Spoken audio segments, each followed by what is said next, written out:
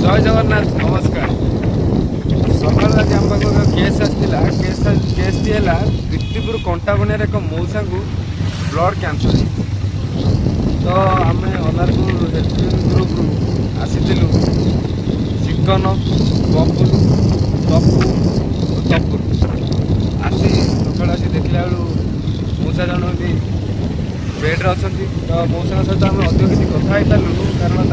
देहटी सुस्थ ना जे आम सहित कथा तो आमर अनंत स्वाई जे कि हेल्पिंग ग्रुप लीडर भाव आम मानू। तो से आमको किसी अर्थ देते जो थी कि जाइए मौसा को साहय कर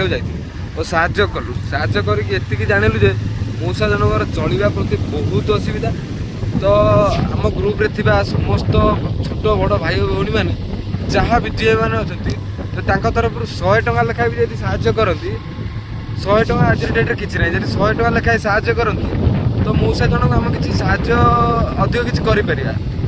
तो मेडिकल जावाई किसी पैसा नहीं जी आम दौचु भगवान कर चेष्टा चालू आउ कि साहय कर मौसा भाई अनेक केस आसो तो आम किसी निजर खर्च बंचे जब ये साहय कर तो कवि कहते मानव सेवा माधव सेवा से भाई किसी आमको